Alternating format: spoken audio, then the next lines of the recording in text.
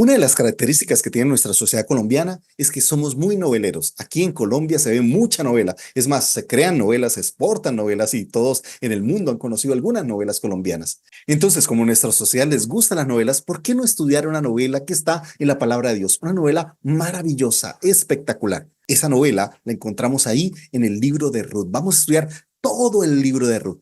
Ahora, toda esta novela le he puesto por nombre El amor y la fe en tiempos de hambre.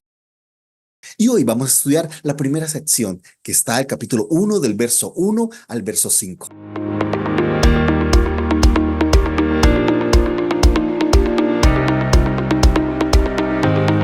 Basado en un escritor colombiano que fue Gabriel García Márquez, y él escribió un libro muy interesante, y yo quiero emular un poco el nombre de ese libro, solo que adaptándolo a mi manera de entender este pasaje, y yo lo he llamado El amor y la fe en los tiempos de hambre, ¿ok? Entonces, todo este estudio de Ruth lo vamos a titular El amor y la fe en los tiempos de hambre. ¡Wow!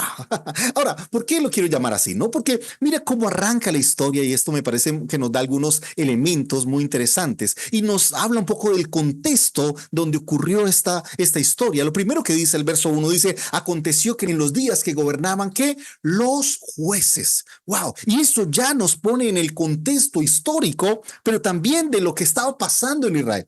Y yo sé que a veces nosotros leemos muy rápido, pero ¿qué significa ubicarnos en la época de los jueces? Pero lo primero que encontramos es que en esa época era una época de anarquía. Mire, si tú lees Jueces, capítulo 17, verso 6, dice que en aquellos días no había rey en Israel y cada uno hacía lo que a sus ojos le parecía bien. O sea, era una época donde cada uno tomaba sus propias decisiones, donde todas las personas eran casi que los guías de sí mismos. No había un rey, no había alguien que dirigiera, sino sencillamente cada uno decidía hacer lo que bien le parecía. Muy parecido a nuestra época también, ¿no? Donde cada uno quiere vivir su cristianismo, quiere vivir su fe a su manera. Entonces, una época de anarquía total. La segunda característica de esa época de los jueces es que era una época también de hambre. Dice que hubo hambre en el país, ¿no? Curiosamente, como lo notaban ustedes, y un hombre de Belén, que justamente Belén significa casa del pan, y paradójicamente en la casa del pan no hay pan. O sea, en la tierra prometida, el lugar donde fluía leche y bien, en ese lugar no hay pan, hay escasez. Entonces, dos elementos, un elemento de anarquía, otro elemento de hambre o necesidad o crisis. Ahora, no solamente eso nos habla del contexto, hay otro elemento que llama la atención y es que la época de los jueces era una época que he llamado un círculo vicioso. Si tú lees Jueces capítulo 2 del verso 11 al 16 dice, entonces los hijos de Israel hicieron lo malo ante los ojos del Señor. Es más adelante dice, y se encendió la ira del Señor contra Israel y los entregó en manos de los salteadores que los saquearon. Y después más adelante dice, entonces el Señor levantó jueces que los libraron de la mano de los que los saqueaban. O sea, para entender este círculo vicioso lo voy a poner de esa manera muy sencilla. En primer lugar, ellos pecaban ante el Señor, ¿no? Esa frase, entonces los hijos de Israel hicieron lo malo ante los ojos del Señor. Entonces, el pueblo de Israel caía en pecado. Ahora, ¿qué pasaba cuando están en pecado? Entonces el Señor los castigaba. Dice la Biblia, y se encendió la ira del Señor contra Israel y los entregó, ya sea en manos de todos esos grupos enemigos que están ahí, como los filisteos, bueno, toda la gente que estaba a su alrededor, que se convertía en instrumentos de Dios para castigar al pueblo por el pecado. Ahora, una vez que eran castigados, una vez que sufrían las consecuencias de ese pecado, entonces ellos se arrepentían. Y por eso la frase que más se repite es, y los hijos de Israel clamaron al Señor. Entonces, después del castigo venía un arrepentimiento. Y luego del arrepentimiento, perdón, ahora sí entonces el Señor levantaba un juez, dice el verso más adelante, entonces el Señor levantó jueces que los libraron. Ahora, pero ¿qué pasaba cuando eran liberados? ¿Qué pasaba cuando una vez más eran prósperos? Pues sencillamente se olvidaban de Dios, pecaban y entonces el Señor los castigaba, después se arrepentían, el Señor mandaba un juez, el juez los liberaba, traía prosperidad, ellos volvían a pecar y es lo que llamamos un círculo vicioso. O sea, todo el tiempo pasaban de pecado, castigo, arrepentimiento, liberación, otra vez pecado, o sea, todo el tiempo lo mismo. Y era una época en la cual la gente se acostumbraba a eso, ¿no? A que pecaban, el Señor los castigaba, se arrepentían, entonces el Señor levantaba un juez para traer liberación, para traer prosperidad, pero fácilmente se olvidaban de Dios. Pero hay algo que tal vez no notamos en esa época, y es que en esa época uno encuentra historias muy difíciles. Y hay una historia que yo le he llamado, es la historia de la descomposición social. Porque Ahí en Jueces capítulo 19, y no quiero leerlo porque es un pasaje muy, muy fuerte, pero que entendamos la gravedad del asunto. Primero, nos habla un levita que toma una esposa, ¿no? Que se casa con alguien, y esta mujer, que está muy de moda hoy en día, decide abandonar a su marido, ¿no? Decide irse con otro, pero decide al final dejarlo. Y entonces ella, claro que toda mujer adúltera o que vea a su marido, pues en ese contexto, pues merecería o generalmente eran castigadas con el tema de la muerte, pero ella decide abandonar a su marido, pero después, cuando lo abandona, mejor se va a la casa de su padre. Entonces ella se va, lo abandona. Y este levita va y la busca, va y dice, no, yo quiero reconquistarla, yo quiero volverla a traer. Entonces se va hasta donde ella vive. Curiosamente tiene que ver también con Belén. Y se va hasta allá donde ella vive a tratar de convencerla y sí la convence. Y entonces ella le dice, listo, yo me devuelvo contigo. Pero el suegro dice, no, pero ¿qué te vas a ir? Quédate que ya es tarde, el viaje es largo y más bien quédate un día más. Y pasó así 1, 2, 3, llevan 5 días. Y el hombre todos los días le decía, no, pero ya es tarde. No, lo que estaba haciendo era tratar de demorar los días y ya iba muchos días y el levita seguía ahí y dijo, yo tengo que regresar. Y un día de esos que le digo, no te vayas, ya va a ser tarde, ya es la tarde, espera mañana y te vas temprano. Él dijo, no, no, no, si sigo así voy a quedarme aquí siempre. Entonces, aunque ya era en la tarde, él dijo, no, que nos vamos, nos vamos. Y arrancó a caminar. Y resulta que en el camino se oscureció. Entonces no sabía dónde hospedarse y la opción más cercana era un pueblo gentil. Pero él mismo dice, no me voy a hospedar, yo soy un siervo de Dios, soy un levita, yo necesito ir al templo, era un servidor del templo, yo necesito ir a la casa del Señor, pero deciden no hospedarse en tierra gentil, así que siguen caminando, ya estaba oscureciendo. Llega a una ciudad muy cerca ahí a Benjamín y entonces se queda ahí para hospedarse. No había nadie que lo hospedara. Y entonces de pronto un anciano le dice, ven a mi casa, ven, le doy hospedaje. Y entonces se fue y se alegró con él y se quedó ahí en la noche. Y de pronto a esa casa, como digo, territorio israelita, llegan unos hombres malvados. Y mire lo que dice aquí el relato de la palabra. No, no quiero dar muchos detalles, pero es muy fuerte. Yo quiero invitarlo a que lo lea en su casa, por favor. Bueno, ya están en su casa, entonces lo lean más tarde. Dice la Biblia, el verso 22, mientras ellos se alegraban, he aquí los hombres de la ciudad. Y estamos hablando de una ciudad israelita. Pero ¿cómo lo describe? Hombres perversos. Rodearon la casa y golpeando la puerta, hablaron al dueño de la casa, al anciano, diciendo, saca al hombre que entró en tu casa para que tengamos relaciones con él. Wow. Esto es muy parecido a qué? A Sodoma y Gomorra. Pero no estamos hablando de Sodoma y Gomorra. No estamos hablando de ese lugar donde cayó fuego del cielo. Estamos hablando del pueblo de Israel, del pueblo de Dios, por favor. ¿En qué momento el pueblo de Dios se volvió Sodoma? ¿En qué momento el pueblo de Dios perdió el camino? Entonces, lo que hicieron es, querían violarlos. Y estos hombres, o por lo menos este levita, entonces saca a su concubina y estos hombres la violan toda la noche, toda la noche. Esta muchacha llega otra vez a la puerta y cuando él abre la puerta la ve prácticamente muerta, la colocó en su cabalgadura y mientras iba, ella fallece con el dolor de su alma. Imagínate, esto pasó en el pueblo de Dios. No estamos hablando de gentiles, estamos hablando de Israel. Eso que llamamos los escogidos de Dios. Esos que el Señor le llevó a conquistar Jericó. Ahora quieren violar a un hombre y como no lo lograron, violan a una mujer. No solamente la violan, sino la asesinan. Este levita, desgarrado, viendo la exposición que había llevado el pueblo de Israel, parte a esta muchacha en 12 pedazos y envía un pedazo a cada tribu.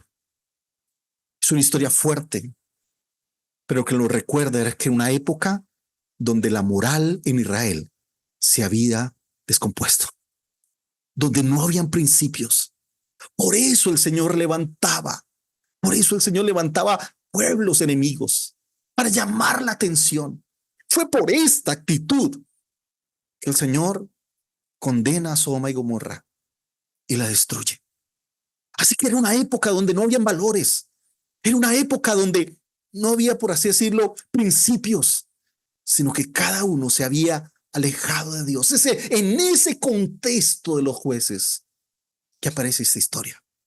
Ahora, lo interesante de esta historia, ¿no? Que uno puede encontrar, es que es una historia inspiradora, es una historia romántica, en medio de la descomposición y la violencia.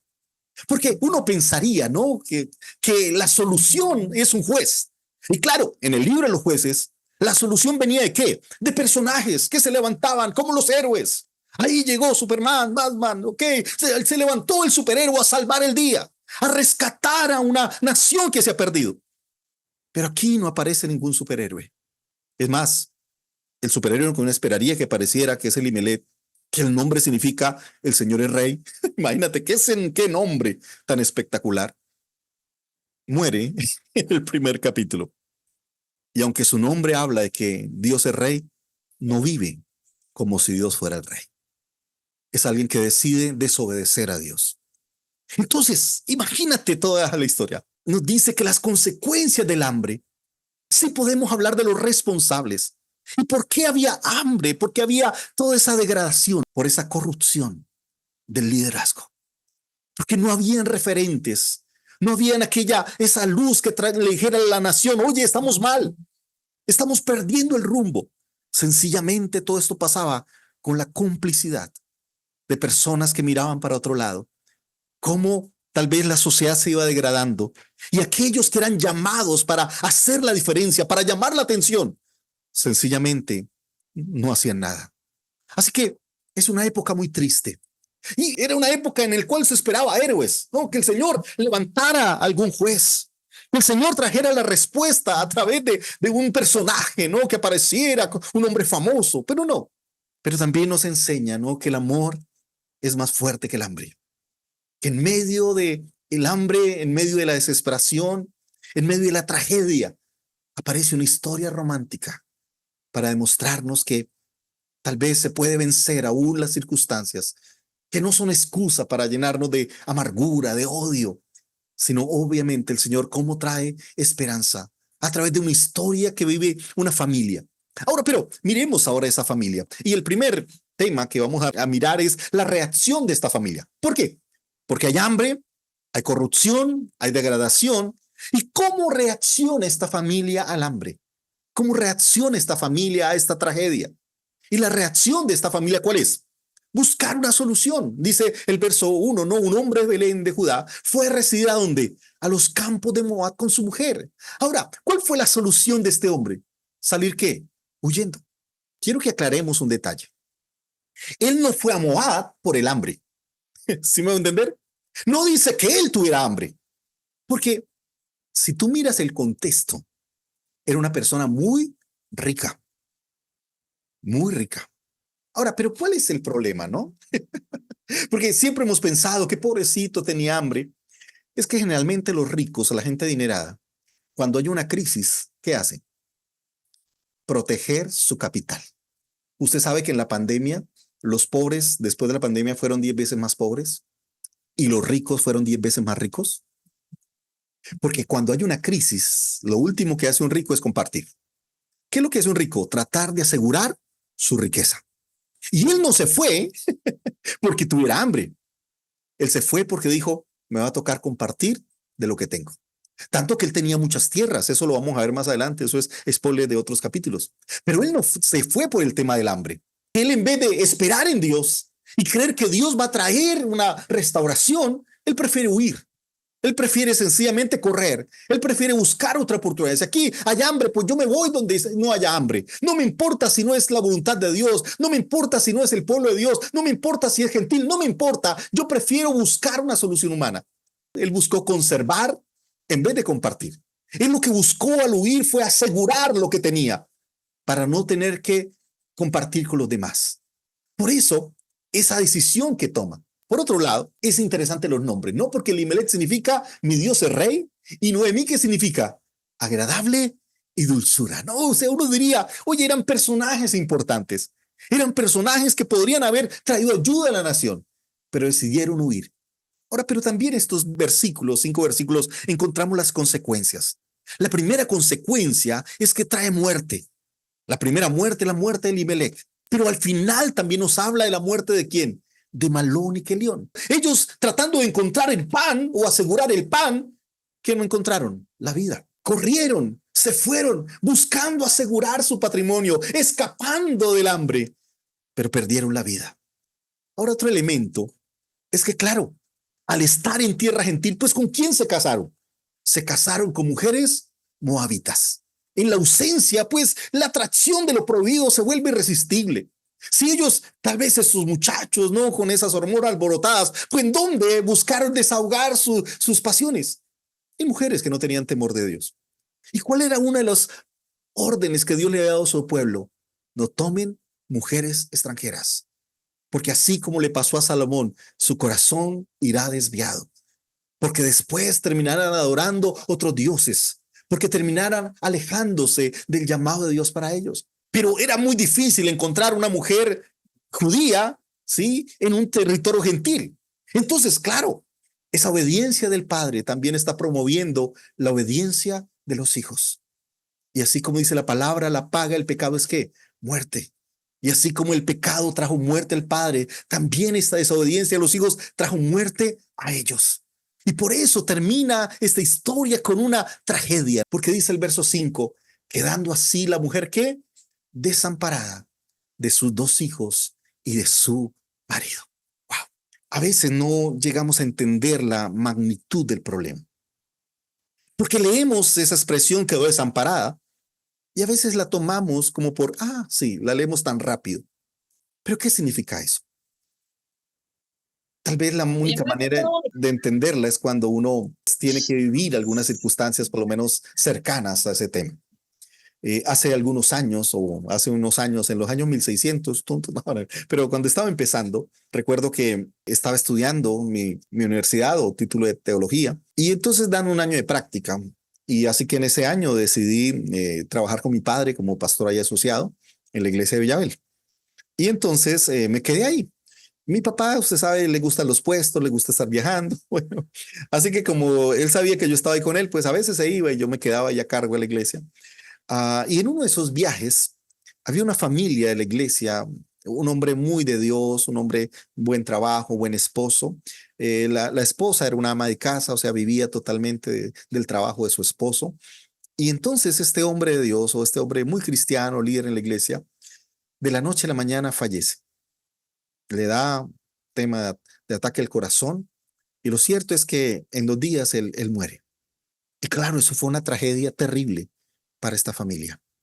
Porque esta mujer enloqueció, amaba a su esposo con todo el corazón. Era su todo, era su proveedor, era su protección. Un hombre con un corazón extraordinario, noble, trabajador, servicial, no, un gran tipo, una gran persona.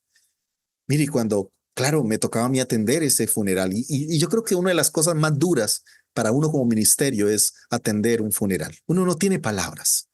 Cuando yo llegué al lugar, yo dije, Señor, ¿qué le digo?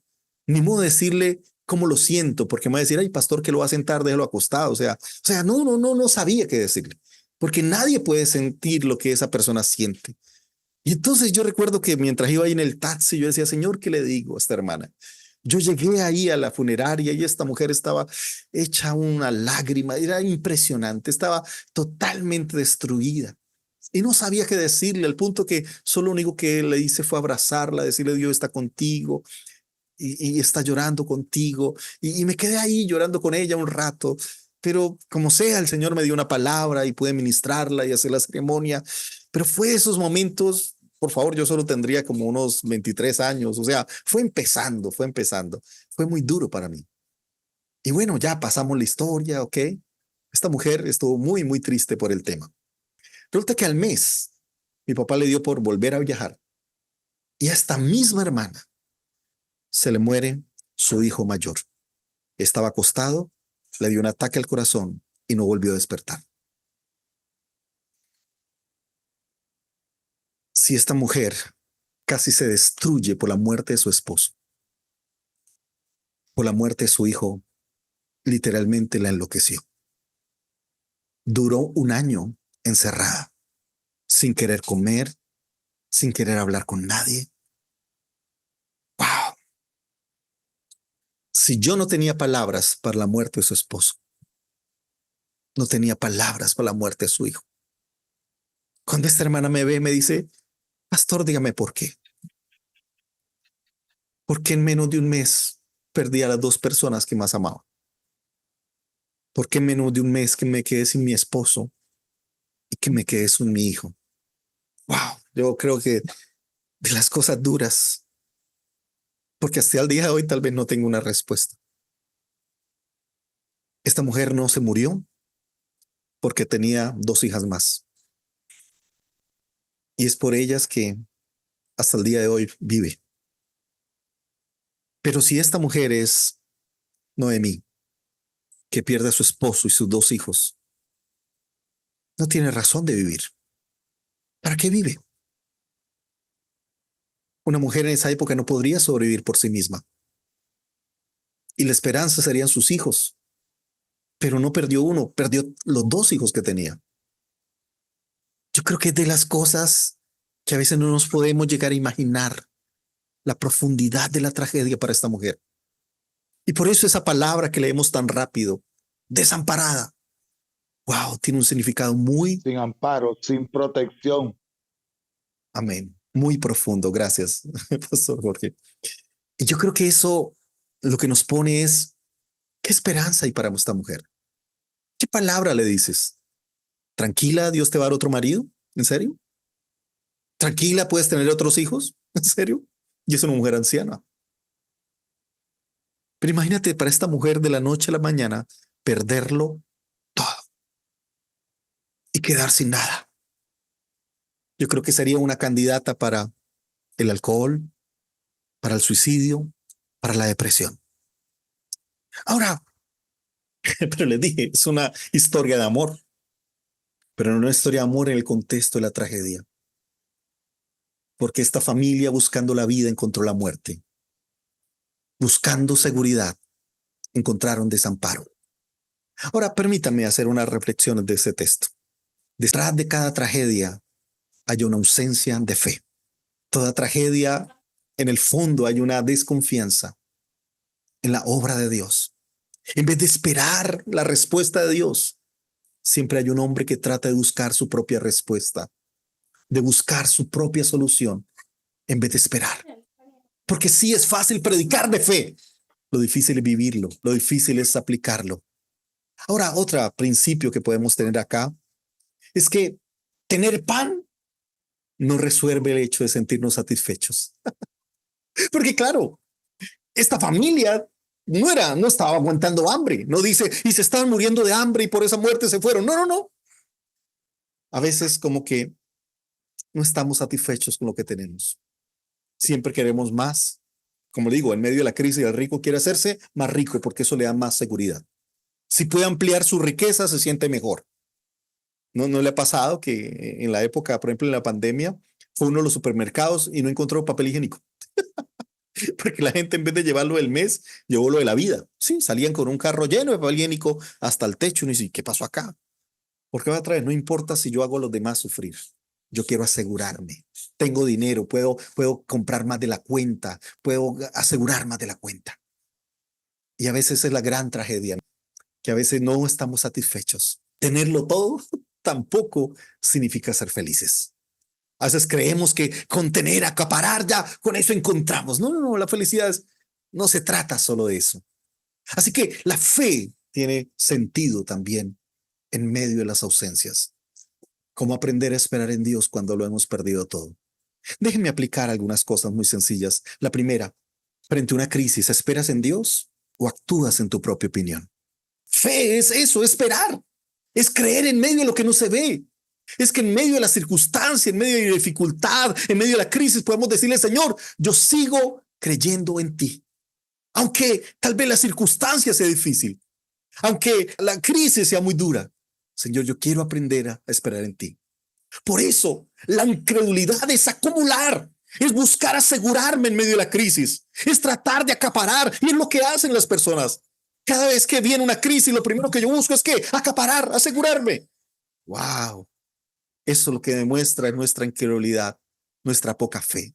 Así que las tragedias revelan el tamaño de nuestra fe. Y yo quiero que pensemos en lo siguiente. Perdón que estoy diciendo rápido porque ya me está acabando el tiempo. La tragedia, como les decía, revela el tamaño de nuestra fe. Pero la otra es, ¿actúas por desespero o por espero? O sea, las acciones que tú estás haciendo, ¿es porque esperas en Dios o porque estás desesperado. Porque muchas veces nuestro desespero nos lleva a hacer cosas que son contrarias al propósito de Dios, que son contrarias a la voluntad de Dios. Así que debemos revisar nuestra vida. Si mis acciones manifiestan mi fe o están manifestando mi incredulidad. Cuando haces ese negocio, cuando tomas esa decisión, aun cuando haces ese préstamo, ¿lo haces porque esperas en Dios o porque estás desesperado? O porque como no sabes qué hacer y como no crees que Dios es proveedor, que es suficiente, actuaste por desespero. Y cada vez que actúas por desespero, estás deteniendo la obra de Dios sobre tu vida. Y tal vez es algo para revisarnos. ¿Qué es lo que yo hago? Demuestra mi confianza en Dios. Cada crisis, el gran problema no es la crisis, es mi fe. ¿Recuerdan cuando el Señor estaba ahí en la barca con los discípulos, que se levantó una tempestad y el Señor estaba durmiendo? Los discípulos se acercan a Jesús a despertarlo. Señor, ¿qué haces durmiendo? ¿Y qué le dice el Señor? Ay, muchachos, disculpen, traigan un balde y saco agua. ¿Sí? ¿Dice eso? Lo regañó. Les dijo, ¿por qué teméis, hombres de qué? Poca fe. ¿Qué le está diciendo? El problema no es la tempestad. El problema no es la pandemia, el problema no es la crisis. La crisis pone de manifiesto cómo está tu fe. Cada crisis, cada problema, cada circunstancia que vive, estás manifestando cómo está tu fe, cómo está tu seguridad, tu esperar en el Señor. Y es muy fácil juzgar a Elimelech, pero a veces todos actuamos como Elimelech. Es más, nosotros peores, nos llamamos cristianos. Así como Elimelech tenía el nombre en el cual decía Dios es rey, nosotros decimos Cristo es rey. Soy cristiano, pero no actuamos como cristianos. Somos cristianos, pero nos desesperamos. Nos decimos ser cristianos, pero acudimos a soluciones humanas. Cantamos, alabamos al Señor, vamos a la iglesia, pero en nuestra vida no manifestamos a Cristo. Y eso es lo mismo que Elimelech. Se llamaba Elimelech, Dios es rey, pero no actuaba como Elimelech. Porque aquel que dice que Dios es rey, wow, está sometido a la soberanía de Dios, está sometido a la respuesta de Dios, al respaldo de Dios.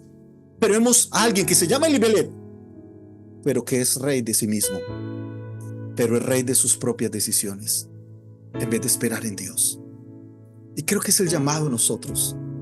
Nos decimos llamar pastores, nos decimos llamar líderes, nos decimos llamar cristianos, pueblo de Dios, pero no actuamos como tal. Buscamos nuestra propia salida, buscamos nuestra propia solución, buscamos nuestra propia respuesta, en vez de esperar la respuesta que viene de parte de Dios. Así que de nada te sirve llamarte Elimelech si no vives como si Dios fuera tu rey. De nada te sirve llamarte cristiano si la fe no es el fundamento principal en tu vida. ¿De qué te sirve ir a la iglesia y llamarte seguidor de Dios si no lo sigues?